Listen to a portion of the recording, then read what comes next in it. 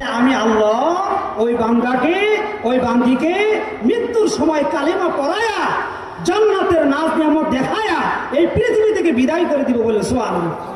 আর জোরে বলা যায় কি সুবহানাল্লাহ।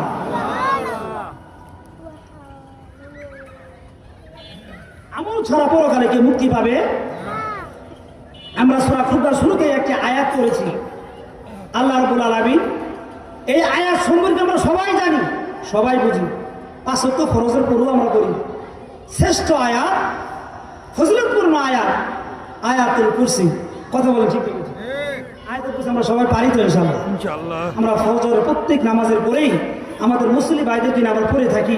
আপনারা আলহামদুলিল্লাহ পড়েন, আমাদের হুজুররা পড়ায়, কিন্তু এটার ফজিলত সম্পর্কে আমরা অনেক কিছুই জানি না। যেহেতু বলছিলাম মৃত্যুর স্বাদ সবাই গ্রহণ করতে হবে, আর মৃত্যুর সময় ইমানের সাথে যাইতে চাইলে, পরকালে হাসর মুক্তি পেতে চাইলে ওই মুক্তির আমল, জান্নাতের যাওয়ার আমল আমাদের জানার দরকার আছে না নাই? জোরে বলা লাগবে, আছে না নাই? ওই আমল বলে আলোচনা শেষ। কি আমল?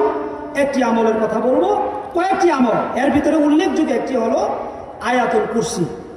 কি কুরসি? আয়াতুল কুরসি।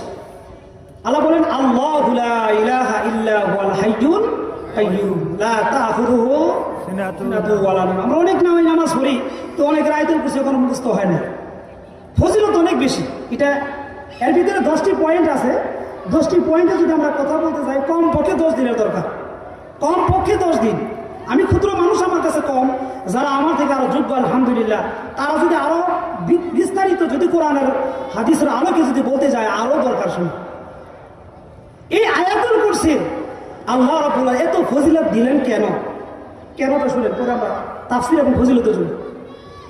এই আয়াতুল কুরসির ভিতরে মহান আল্লাহ রাব্বুল আলামিন 10টা ক্ষমতার কথা উল্লেখ করেছেন। বলেন সুবহান, আর জোরে বলেন সুবহান। অনেক জায়গায় ফাঁকা, এদিকে খালি এদিকে খালি। একটু মেহরবানি করে বাবার একটু সামনে চলে আসে। কোরআন হাদিসের আলো যখন হয়, নাযালাত আলাইহিমুস সাকিনা, রহমত নাজিল হয়, বরকত নাজিল হয়।